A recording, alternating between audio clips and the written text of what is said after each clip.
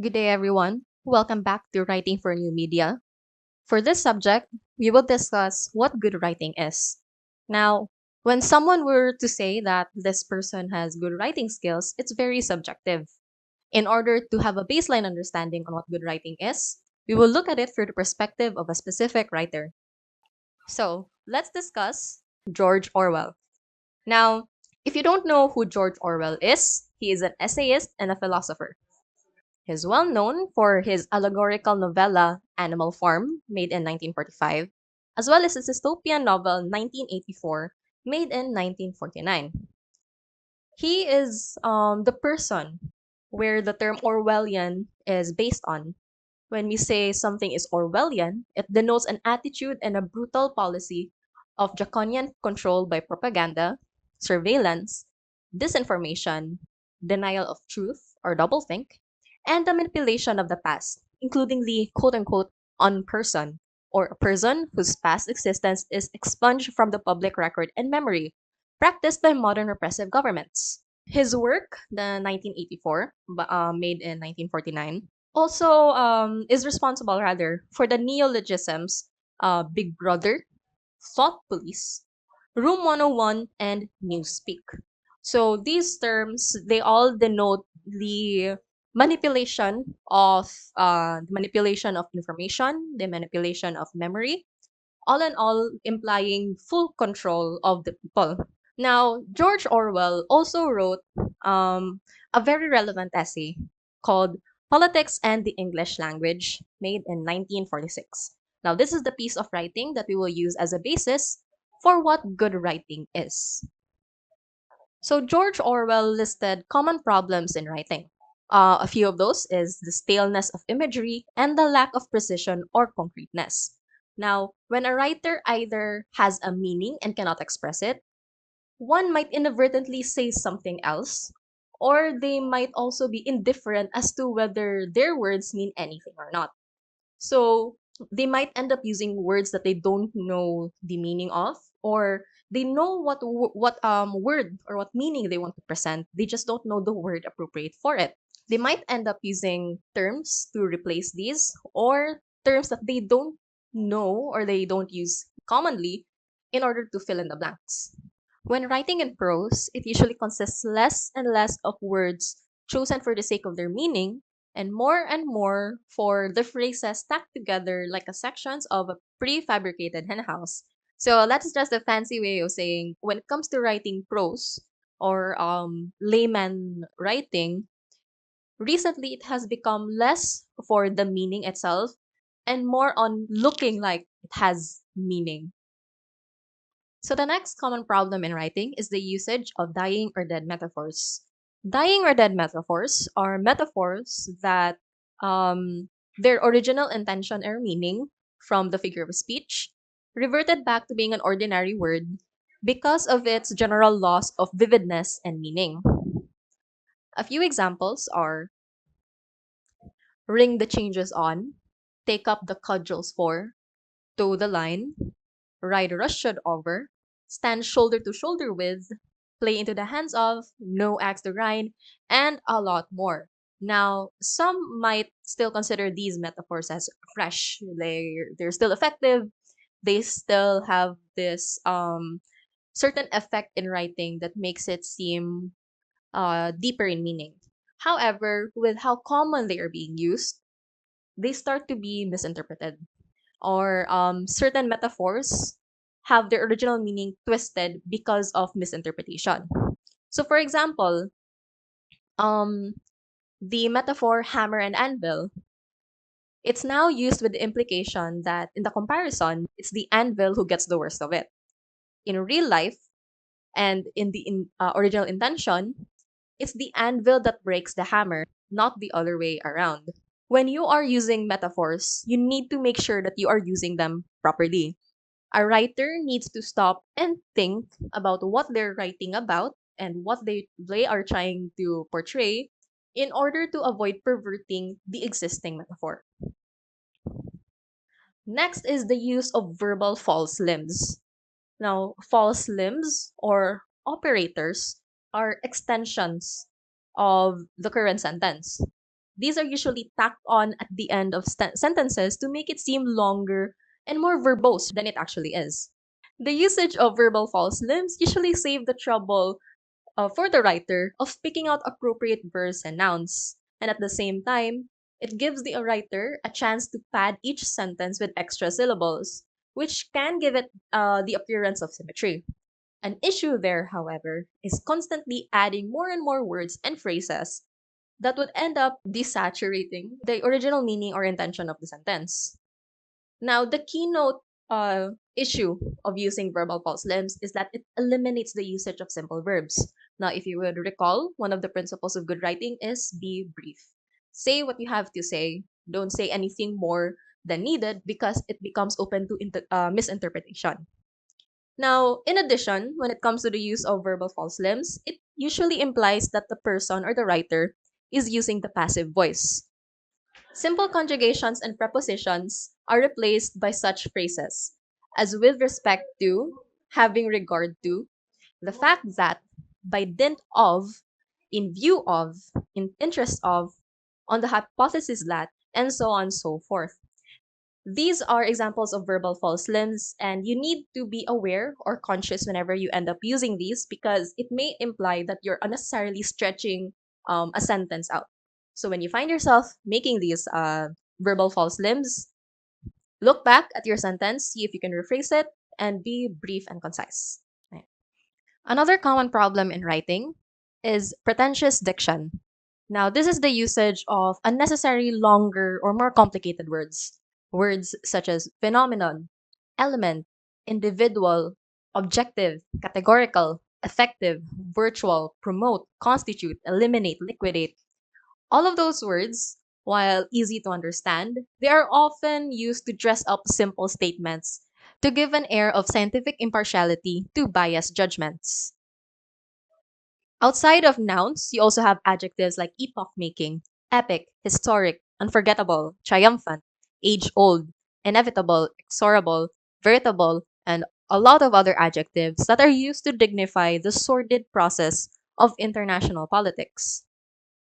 Foreign words and expressions also fall under the problem of pretentious diction, such as the term cul-de-sac, ancient regime, deus ex machina, mutatis mutandis, status quo, are used to give an air of culture and elegance. An exemption, however, for the usage of foreign words under pretentious diction are the useful abbreviations such as IE, EG, and ETC.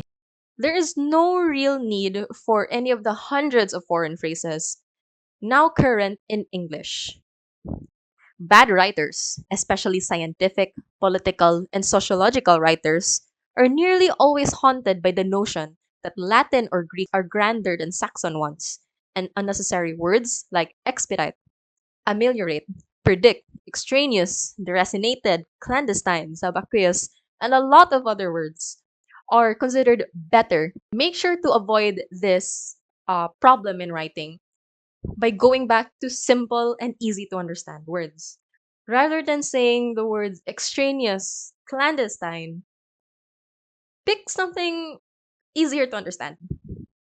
Something, let's say you can, rather than saying something is ambiguous, you can just say that something is unclear. Yes, they mean the same thing, but the key or the goal of writing is to maximize the amount of people or the number of people who can understand it. So using simpler words has a greater reach. Next is the use of meaningless words. So for example, the word fascism has now no meaning except in so far as it signifies something not desirable. It's almost universally felt that when we call a country democratic, we are praising it. Consequently, the defenders of every kind of regime claim that it is a democracy and fear that they might have to stop using that word if it were tied down to one meaning. Statements like Marshal Pétain was a true patriot, the Soviet press is the freest in the world, the Catholic Church is opposed to persecution are almost always made with the intent to deceive. To review what this problem of use of meaningless words is, it's not insofar as using additional words, because if anything, that is connected to the use of verbal false limbs. the unnecessary addition to the sentences or phrases. When we say the use of meaningless words, it's when you use words in contrary to the actual meaning. You keep saying, one might say that this is a democratic activity, when in fact it's far from democracy. It's just there, the word democracy was just placed there because it has the inherent idea that it's good.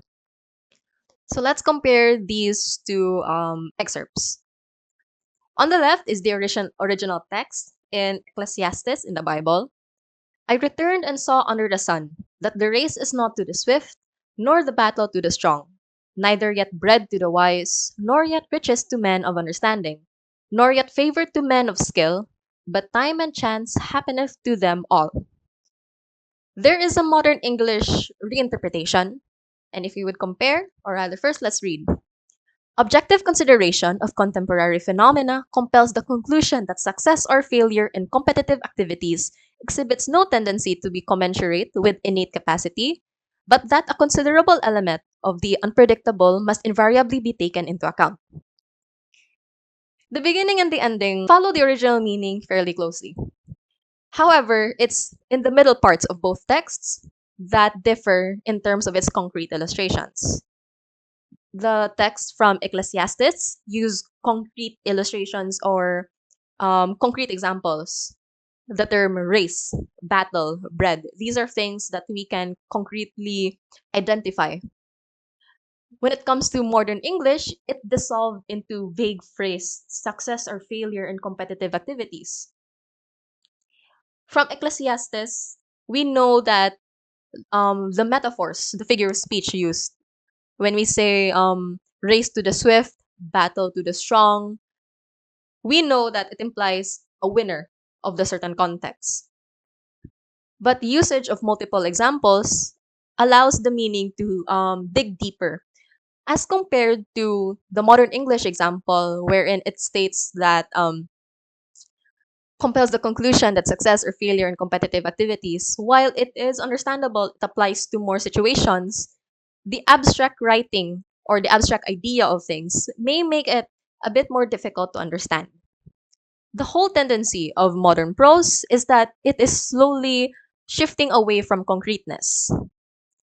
Rather than saying I think, which is a very concrete way of saying that you have a certain idea or thought, it becomes elongated into, in my opinion, it is not an unjustifiable assumption that, and dot, dot, dot.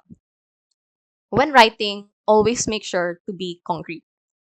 The concept of writing in abstract may become open for misinterpretation because some people understand abstract concepts differently.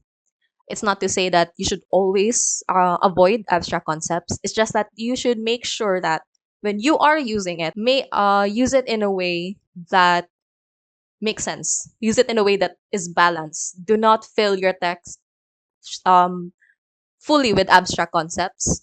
At the same time, do not fill in concrete examples in your entire text. Make sure to balance concrete and abstract as both of them do coexist. When writing, you must ask yourself four questions. One is, what am I trying to say? What is your goal? What is your intention when you are writing? Next is, what words will express it? How will you reach your goal? What type of writing, what type of tone are you going to utilize to properly express your goal? Next is, what image or idiom will make it clearer? Now, one of the problems in writing is the use of dead metaphors. And this is a question that checks if you're using dead metaphors. The usage of image or idioms gives life to your writing and makes it more appealing to read. So you should also take note, or you should also consider different figures of speech to make your writing more attractive. Lastly, is this image fresh enough to have an effect? This talks about the relevance or the timeliness of your text. When writing something, in general, is it something that people care about? Is it something that intrigues people? You cannot expect people to still be talking about a fad back in 2007 unless your text is purely about fads in 2007. when you try to discuss a certain sociological issue, is it something that a lot of people can relate to? When we talk about, if you want to discuss famine in, let's say, Southeast Asia, are you going to refer to a more modern issue, or are you going to refer to something historical? So make sure that you have timeliness and relevance when writing. Here are several points of writing advice. One is to never use a metaphor, simile, or other figures of speech that are used to seeing in print. Chances are people have misinterpreted it or have devalued its status as a figure of speech. Next is never use passive voice where you can use an active voice.